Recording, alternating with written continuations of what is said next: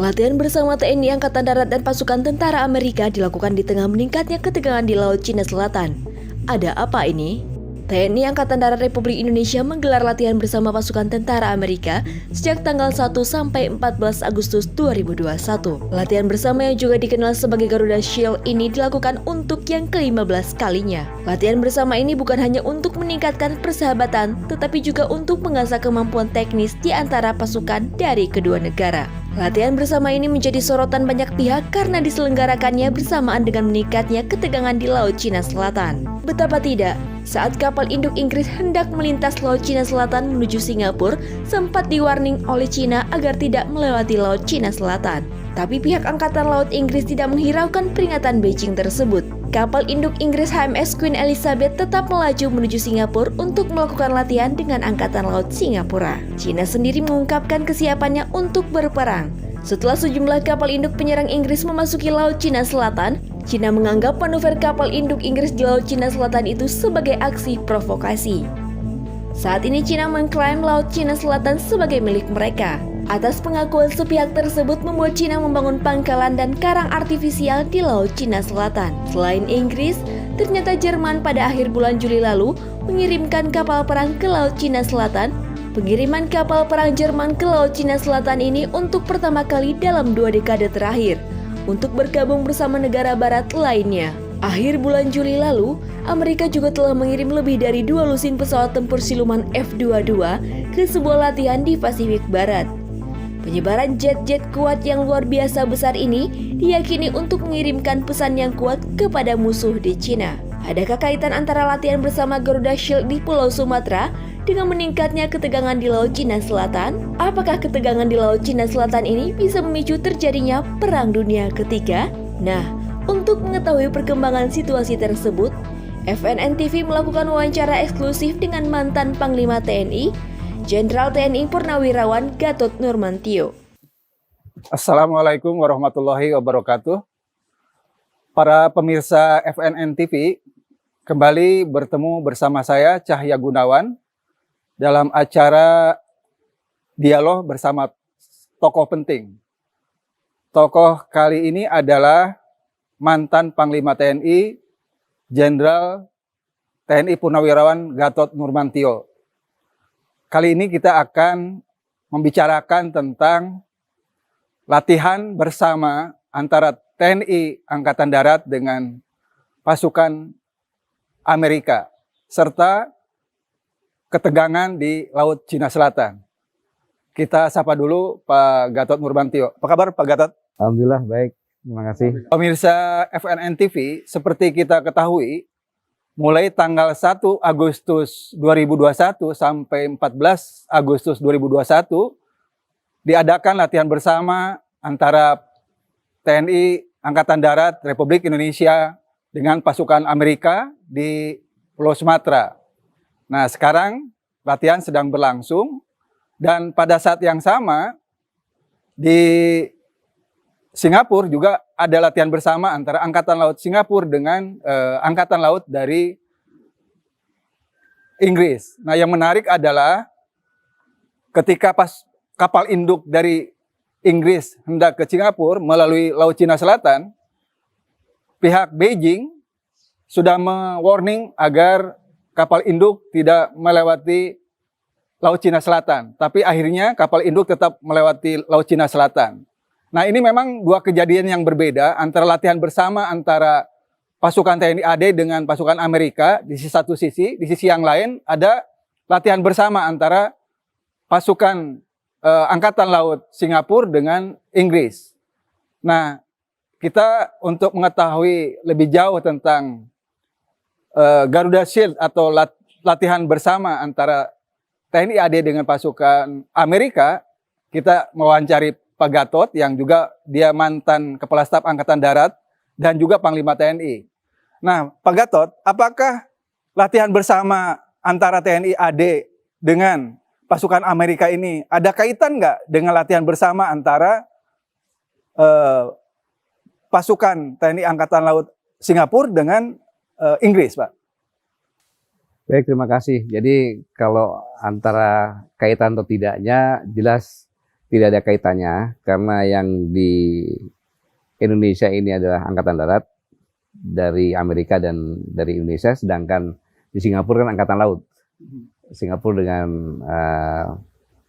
dari Inggris tadi. Nah, tetapi bahwa latihan ini adalah suatu latihan yang rutin. Kalau nggak salah Garuda Shield ini sudah yang ke-15. Dan ini sudah direncanakan biasanya 1 tahun atau 2 tahun sebelumnya gitu. Seperti yang kita ketahui bersama bahwa ini direncanakan pada tahun yang lalu pada saat itu dari tanggal saya lupa, ya tapi Jenderal James itu datang kunjungan ke Mabesat. Disitulah Army to Army Talk itu merencanakan, biasanya terjadi ada negosiasi gitu kan, karena Kasat Amerika datang kemudian bertamu di sana merencanakan latihan yang akan datang. Biasanya kita selalu minta pertambahan personil. Biasanya ulet, tapi sekarang ini alhamdulillah dapat dikatakan latihan bersama terbesar. 2.282 gitu, ya terbesar, dan dilaksanakan juga airborne-nya. Jadi linut dari kita ini berangkat ke Amerika. Sekarang kalau nggak salah masih ada di Amerika, ada 100 lebih. 100 lebih. Jadi ini suatu perkembangan yang cukup menyenangkan baik. Zaman waktu saya sebagai Kasat, hanya mereka datang ke sini saja, kita tidak berangkat ke sana. Tapi sekarang timbal balik tuh, berangkat bersama-sama dan latihan bersama-sama. Dan ini merupakan kebutuhan. Saya katakan kebutuhan karena TNI Angkatan Darat ini punya falsafah bukan prajurit-prajurit yang hebat, tapi mereka adalah prajurit-prajurit yang terlatih. Dan demikian maka prajurit-prajurit TNI Angkatan Darat selalu haus akan latihan, haus akan perkembangan ilmu. Dan latihan bersama ini di samping juga kita saling menukar ilmu, pengetahuan, kemampuan dan sebagainya, merupakan diplomasi militer. Nah, karena sejarahnya kita sudah lama, bahkan kita kenal Jenderal Ahmad Yani dulu pernah sekolah juga di sana, dari Kasat dulu sekalian. Pak Andika juga pernah sekolah di sana sehingga memudahkan koordinasi lobby-lobby untuk bisa latihan yang terbesar antara Indonesia dengan Amerika yang sekarang ini gitu. Kemudian Pak Gatot, kalau Pak Gatot melihat tentang perkembangan persenjataan mutakhir, baik yang dimiliki oleh Amerika maupun katakanlah Cina, nah apakah ada kemungkinan nggak Pak? Karena ini banyak dikhawatirkan sejumlah kalangan, adanya perang dunia ketiga Pak, berkaitan dengan ketegangan yang terjadi di Laut Cina Selatan. Ini di luar tentang latihan bersama antara TNI AD dengan Amerika ya Pak. Menurut Bapak kira-kira perkiraannya gimana Pak? Jadi kalau Mas Gunawan ingat pada 10 Maret 2014 saya memberikan kuliah umum di UI. Berdasarkan teori Thomas Malthus, kemudian peak oil theory, saya katakan bahwa 90% pada saat itu perang terjadi di Arab Spring. Kemudian dan berlatar belakang pasti oil. Saya membuat suatu teori baru bahwa ke depan 25 tahun yang akan datang, bahwa perang itu berlatar belakang ekonomi. Berlatar belakang, bukan oil lagi tapi ekonomi. Yang tempatnya tadinya di Arab Spring akan di sekitar ekuator. Tapi titik beratnya adalah di Indo-Pasifik. Mengapa Indo-Pasifik? Karena Indo-Pasifik adalah kita kenal dengan the winning region. Di mana pada saat itu, pada 2014, 10 tahun terakhir, pertumbuhan ekonomi rata-rata 5%. Gitu. Negara-negara ini bukan negara yang jago ekonomi. Tidak seperti daerah Jepang dan sebagainya. Tapi pertumbuhan ekonominya tinggi karena dia punya sumber daya. Dan penduduknya, setengah penduduknya ada di sana. Maka perang akan berpusat di situ. Dan saya perkirakan pada 25 tahun, ternyata lebih cepat sekarang ini. Ketegangan sudah terjadi sekarang. Jadi mudah-mudahan tidak terjadi perang lah, bisa diplomasikan, bisa ada jalan tengah. Karena kalau terjadi perang, bagaimanapun juga kita akan berdampak. Karena kita sangat dekat di sini. Gitu. Pak, kembali ke latihan bersama antara TNI AD dengan pasukan Amerika, sebenarnya goalnya dari latihan bersama ini apa sebenarnya Pak? Atau cukup menjalin persahabatan, atau ada pertukaran keterampilan dalam berperang, atau apa sebenarnya Pak? Begini Pak, Jadi latihan ini sudah berlangsung lama ya. Dan berlangsung lama. Tentu yang namanya latihan ini adalah melatih profesionalisme kita, kemampuan kita. Nah, latihan bersama adalah untuk saling menukar informasi. Pengalaman dia menemukan latihan apa yang terbaru apa, efektif atau apa, efisien atau apa dan sebagainya. Jadi bentuk latihan bersama ini. Kemudian di samping itu juga mewujudkan persahabatan diplomasi. Karena sejarah nih ya, sejarah bahwa Indonesia dengan Amerika ini punya sejarah. Bapak ingat, seandainya bom Nagasaki Hiroshima yang ditembakkan oleh Amerika tidak terjadi, apakah kita merdeka pada saat itu? Ini kan pertanyaan perlu dijawab kan gitu. Sehingga ada peran juga pengaruh itu. Gitu, itu yang pertama. Yang kedua, kita tahu bahwa pada tahun 1949 kan Belanda masuk lagi. Keluar kan atas tekanan Amerika. Ya kan? Keluar atas tekanan Amerika gitu, 49. Kemudian kita ingat lagi 1969. Dewan Keamanan PBB memutuskan Papera, kan gitu. Itu kan Amerika juga, presidennya Kennedy waktu itu, gitu kan. Bahwa Irian Barat secara sepakat PBB bagian dari wilayah negara kesatuan Republik Indonesia. Presiden Kennedy berperan, Amerika. Kemudian waktu perayaan Permesta dibantu oleh CIA. Presiden Kennedy juga yang melarang membantu. Gitu. Jadi memang Amerika punya sejarah yang tidak bisa kita pungkiri sejarahnya. Dan persahabatan ini kita kan punya prinsip. Namanya negara non-blok itu adalah lebih baik. Pepatah mengatakan 1000 kawan daripada 1 musuh. Jadi kita memelihara yang sudah ada ini. Kalau perlu makin hari makin ditingkatkan. Dan alhamdulillah Pak Kasat pernah sekolah di Amerika, ya mungkin juga jangan-jangan Jenderal James ini pernah sekolah sama-sama sehingga ngomongnya enak. Ya gue minta tambahan deh, jangan segitulah sekian, oke sama-sama gitu kan bisa juga seperti itu. Jadi ini suatu hal yang pertanda yang baik. Mari kita berpikiran positif bahwa ini adalah meningkatkan persahabatan. Apapun persahabatan lebih baik daripada permusuhan. Dan ini yang dilakukan oleh Kepala Staf Angkatan Darat dengan semua stafnya. Kemudian bisa terlaksana. Kita doakan aja semoga latihan ini bisa berjalan dengan baik dan meningkatkan persahabatan antara Indonesia dengan Amerika lewat diplomasi militer. Oh, iya. Ya tadi Pak Gatot mengemukakan tentang peran sejarah Amerika terhadap perjalanan bangsa Indonesia, Pak. Nah, tapi kan sekarang ini di sisi lain Indonesia ini dekat juga dengan Cina, Pak. Terutama dalam kaitan kepentingan ekonomi. Nah, ini gimana, Pak? Apakah akan mengganggu kalau bagaimana kita diplomasi luar negeri atau politik luar negeri kita antara ke Cina dengan ke Amerika ini, Pak? Apa yang harus dimainkan oleh para pemimpin negara ini, Pak, di Indonesia ini, oleh Pak Jokowi lah terutama sebagai presiden? Kalau dikatakan bahwa kita bekerja sama dengan China tentang bidang ini, sah-sah saja. Sah-sah saja. Tapi yang namanya kerjasama ekonomi itu adalah win-win. Sama-sama untung lah. Kalau bahasa Cina cengli. Cengli kan. Lu untung, gua untung. Oh jalannya terus gitu. Tapi kalau orang Amerika melihat, lu kerjasama sama Cina. Lu rugi terus. Kagak ada untungnya. Ini yang nggak benar. Maka untung ruginya bukan saya bukan orang ekonomi. Tanyakan sama orang ekonomi, apakah kerjasama dengan Cina ini menguntungkan? Kalau menguntungkan, Amerika mengatakan, lu kenapa kerjasama sama Cina? Lu gua untung kok, lu mau ikut ya sama-sama bisa begitu. Tapi kalau kita rugi, lu kenapa kerja sama Cina? Lu rugi kan gitu. Jadi diplomasi sebenarnya gitu aja. Tapi saya tidak akan mendikte. Saya bukan siapa-siapa, saya rakyat biasa sekarang nih. Menteri Luar Negeri lebih tahu lah itu.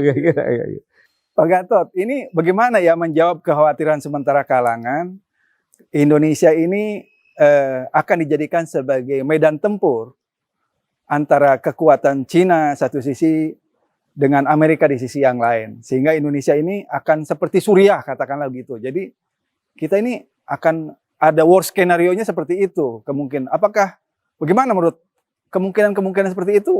Terjadi hal-hal terburuk? Mungkin nggak terjadi, Pak Gatot ya? Di dunia ini kan semua kemungkinan bisa aja terjadi. Ya, berdasarkan kemungkinan itulah kita harus berkiat agar jangan sampai terjadi itu. Kayak gitu. Jadi dengan adanya satu kita kerjasama ekonomi, ya. Kemudian angkatan bersenjata kita latihan bersama-sama dengan Amerika, kan gitu. Kemudian dengan negara-negara tetangga juga kita baik, kan gitu kan. Diplomasi kita cukup baik.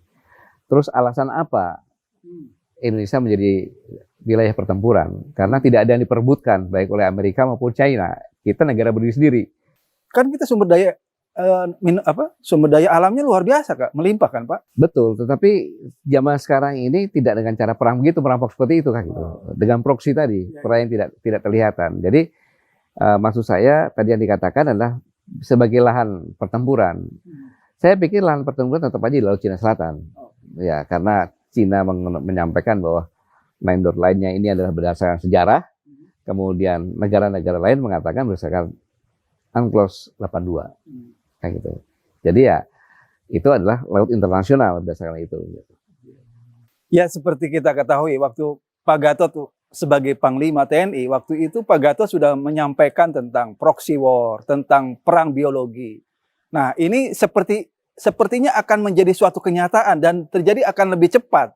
Itu sampai sejauh mana, Pak? Kira-kira nanti dampaknya kalau betul nanti terjadi perang biologi di antara kekuatan besar antara Cina, Uni Soviet di satu sisi dengan Amerika dan sekutunya di sisi yang lain, Pak. Saya mengatakan bahwa terserah orang beranggapan apa, tapi pada 24 Oktober 2017 di konferensi dokter-dokter militer dunia di Istana Negara dibuka oleh Presiden Jokowi. Pada saat itu saya menyampaikan sambutan, waspada terhadap perang biologi yang bisa melumpuhkan suatu negara dan berdampak epidemi. Nah, sekarang terjadi, kita tidak bisa mengetahui senjata dari mana, tapi kita bisa melihat siapa yang mengambil keuntungan dari ini, gitu. Nah, dan ini sangat berbahaya. Yang kita khawatirkan adalah apabila terjadi ketegangan, itu perang nuklir. Kalau perang nuklir semuanya perang nuklir, ya dunia ini setengah kiamat sudah. Mudah-mudahan tidak terjadi karena negara-negara sekarang sedang berada di sekitar sini ini semuanya punya nuklir, kan gitu. Nah, kalau mereka meluncurkan nuklir yang menjadi apa gitu Indonesia ini, kan gitu. Radioaktif dan sebagainya gitu. Nah, waktu Pak Gatot waktu itu masih jadi Panglima TNI, kira-kira kekuatan persenjataan dan kekuatan perang TNI kita sampai sejauh mana, Pak? Ininya persiapan untuk menghadapi ya kemungkinan yang tidak kita harapkan, yaitu perang dunia ketiga misalnya. Kalau dikatakan persenjataan, TNI sedang berusaha untuk memodernisasi alutsistanya.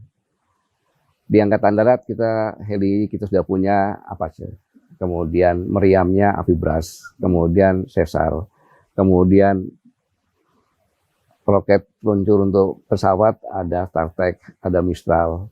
Jadi sudah yang terbaik. Tetapi kan akumulasinya tidak begitu besar. Kemudian Angkatan Laut sedang membangun juga korvet dan sebagainya. Kemudian Angkatan Udara ada F-16, kemudian ada Sukhoi juga. Jadi sedang berusaha untuk memodernisasi. Tetapi kita kan punya rencana 5 tahun, rencana 25 tahunan kan. Kita menyesuaikan dengan yang ada.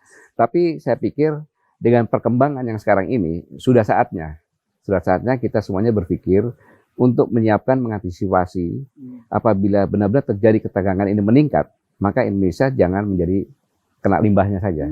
Kita bisa mengambil peran daya posisi yang seperti ini yang bisa berperan untuk menetralisir itu tidak terjadi gitu. Pak Gatot, ini dunia ini sedang dihadapkan dengan pandemi global COVID-19, Pak. Termasuk Indonesia, bahkan Indonesia ini paling parah, Pak. Kasusnya, baik peningkatan kasus yang positif maupun yang meninggal. Nah, apakah pandemi global COVID-19 ini adalah bagian dari kemungkinan terjadinya perang biologi itu, Pak? Seperti yang pernah saya sampaikan, ya, memang ini tidak bisa dibuktikan, tetapi bisa dirasakan, begitu. Seperti yang saya sampaikan bahwa sejak tahun 2015 kita sudah diskusikan berdasarkan flu burung SARS di Hong Kong. Di situ terlihat bahwa TKI yang banyak di sana tidak terkena. Jadi kita melihat bahwa ini kayak semacam genetika tertentu virus. Mana ada virus genetika tertentu kan? Nah dari situlah kita mencurigai. Ya mencurigai, tidak menuduh tapi mencurigai. Maka melaksanakan persiapan. Dan persiapan itu, waktu itu saya sebagai Kasat, kemudian Panglima TNI, kita memberikan beasiswa kepada dokter-dokter, di mana beasiswa ini sekaligus juga begitu lulus akan diterima sebagai dokter di TNI. Pada saat itu 2015, 2016, setahun itu paling 70. Tapi mulai dari 2017 awal sampai dengan awal 2018, kita mencetak 1.000 dokter. Dan itulah yang sekarang di Wisma Atlet dan sebagainya. Karena melawan perang biologi itu satu harus tenaga kesehatan yang kita siap, yang kedua vaksin, yang ketiga adalah obat tentunya. Nah, hal ini vaksin mudah-mudahan aja dalam waktu dekat vaksin Nusantara ini bisa. Karena kalau kita nggak mandi dengan vaksin, walaupun epidemi ini tidak bisa diselesaikan dengan vaksin, tetapi minimal bisa mengurangi gitu. Ini sehingga saya tidak bisa mengatakan bahwa ini perang biologi siapa yang melakukannya. Saya belum bisa menentukan itu, tapi dampaknya jelas ini seperti perang biologi karena semua negara tanpa terkecuali terkena. Jadi apakah menurut Pak Gatot pandemi COVID-19 ini ciptaan manusia atau adanya kebocoran dari lab yang biasa menyimpan ya seperti nuklir, Kak. Ini menyimpan virus misalnya. Memang saya tidak bisa menyatakan bahwa ini kebocoran, ini buatan dan sebagainya karena perlu pembuktian. Tetapi sepengetahuan saya bahwa untuk membuat vaksin yang seperti waktu kita masih SD dulu, vaksin yang dari virus dilemahkan. Ya, imunisasi itu. Ya, bukan imunisasi, virus vaksin yang terbuat dari virus kayak polio lah, TB sebagainya. Itu kan virus yang dilemahkan atau bakteri yang dilemahkan. Ini saya pikir di negara ini persyaratannya harus mempunyai level security-nya 4. Dan di dunia nggak lebih dari 20 gitu. Karena itu dikontrol oleh WHO supaya tidak terjadi kebocoran gitu. Nah, ini jadi sekali lagi saya tidak bisa menyampaikan bahwa ini buatan, kemudian ini yang bocor, karena memerlukan penelitian yang sangat teknis sekali. Gitu. Nih, dalam kesempatan ini saya juga ingin tahu nih dari Pak Gatot sebagai relawan vaksin Nusantara, setelah diberikan setelah menjalani vaksin Nusantara ini apa Pak pengaruhnya terhadap tubuh Pak? Ya logika berpikirnya, saya mantan Panglima TNI, saya mau jadi volunteer, relawan.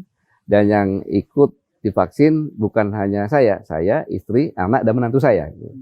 Karena saya yakin, karena ini adalah bagian dari yang disiapkan oleh para dokter-dokter kita yang hebat untuk menghadapi kemungkinan perang biologi ini, perang epidemi. Sehingga ini bukan ujuk-ujuk. Sudah dari tahun 2015 kita mempersiapkan ini semuanya yang dipimpin oleh Dr. Terawan dan dokter-dokter lainnya lagi yang bersama-sama. Maka mantan-mantan kepala RSPAD pasti ada itu ikut semuanya di situ karena mereka secara estafet. Nah, dan vaksin ini bisa dipertanggungjawabkan, kemudian diadakan oleh Putra sendiri, ya kan, Putra Indonesia sendiri, kemudian uji kliniknya di sini. Kurang apa lagi coba kalau nggak kita dukung kan gitu.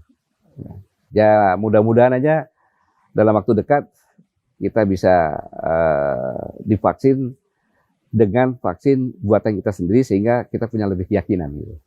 Jadi ya seperti kita ketahui bahwa selain keluarga Pak Gatot yang sudah divaksin Nusantara, juga Pak Muldoko, Kepala Staf Presiden ya, sudah menjalani vaksin Nusantara, juga yang lain misalnya pengusaha Abu Rizal Bakri, Pak Sudi Silalahi, bahkan ada sejumlah anggota DPR, Pak Dahlan Iskan juga pernah ikut vaksin Nusantara. Nah, apakah vaksin Nusantara ini Pak Gatot yakin akan dipakai secara massal di Indonesia, Pak? Saya yakin bukannya Indonesia, di dunia. Saya punya keyakinan bukan hanya di Indonesia, tapi di dunia. Setelah jadi nanti, benar-benar jadi, baru mudah-mudahan produksinya punya hak paten gitu. Karena bukan vaksinnya, tapi produksinya punya hak paten, dan hak paten atas nama vaksin Nusantara gitu. Sebenarnya mekanismenya apa yang membedakan vaksin yang biasa, yang lain dengan vaksin Nusantara, Pak?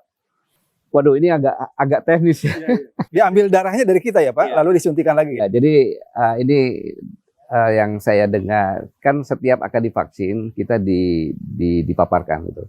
Bahwa vaksin ini begini. Pada saat vaksin kemarin divaksin itu dijelaskan gampangnya beginilah. Kalau Bapak punya rumah ada satpam. Satpam itu namanya antibodi kan gitu. Ditaruh di sudut-sudut satpam. Begitu ada virus masuk, satpam itu segera bekerja. Itulah vaksin yang ada. Tetapi apabila virus yang masuk lewat lain, satpam di sana kan perlu waktu. Dia udah masuk duluan, jangan udah kabur duluan kan gitu. Nah, vaksin Nusantara ini berdasarkan genetic memory. Jadi warning gitu loh, warning. Begitu satpam di sana, ada di sini pun dikasih warning. Jadi antigennya langsung ada. Ya, tapi secara teknis saya tidak bisa menyampaikan secara detail karena memang saya bukan orang kesehatan. Tetapi itu yang dilakukan, maka diambil oleh darah kita sendiri, kemudian disuntikan lagi. Nah, uji klinik tingkat 2 itu adalah uji klinik yang jumlah cc-nya berbeda-beda untuk mengetahui itu. Makanya kita terus ditanya setiap 2 hari ditanya, seminggu ditanya bagaimana dirasakan untuk mengetahui nanti kira-kira dosisnya itu berapa. Nah, uji klinik ketiga itu sudah menggunakan dosis yang sudah disimpulkan, mungkin ada 2 ada 3 dosis itu. Iya. Yang udah baku gitu ya Pak. Sudah ditemukan gitu. Iya. Ini Pak, selama ini banyak di antara masyarakat, terutama beberapa rekan saya itu mempertanyakan kalau mau divaksin Nusantara kemana. Setahu saya sampai saat ini orang yang ingin menjalani vaksin Nusantara harus ke RSPAD Gatot Subroto. Nah, apakah mungkin di masa yang akan datang ini pelaksanaan vaksin Nusantara ini bisa di daerah-daerah lain Pak, di rumah sakit lain selain RSPAD? Ya, untuk diketahui sekarang ini saya pastikan bahwa yang dikatakan vaksin itu adalah volunteer. Karena masih uji klinis tingkat 2, belum uji klinis tingkat 3. Sebentar lagi uji klinis tingkat 3 pasti juga di RSPAD juga. Setelah jadi vaksin, saya yakin di seluruh Indonesia nanti akan. Saya yakin itu karena tim dokter sudah menyiapkan perangkat-perangkat yang sangat mudah dan murah untuk bisa dilaksanakan di tempat-tempat terpencil juga. Oke, baik Pak Gatot. Terima kasih ini atas obrolannya. Kita sambil santai ini di tempat kediaman Pak Gatot. Mudah-mudahan perspektif dan pendapat Pak Gatot ini bisa memberikan pencerahan kepada masyarakat, terutama pemirsa FNN TV. Sekali lagi terima kasih atas perhatiannya. Wassalamualaikum warahmatullahi wabarakatuh. Waalaikumsalam warahmatullahi wabarakatuh.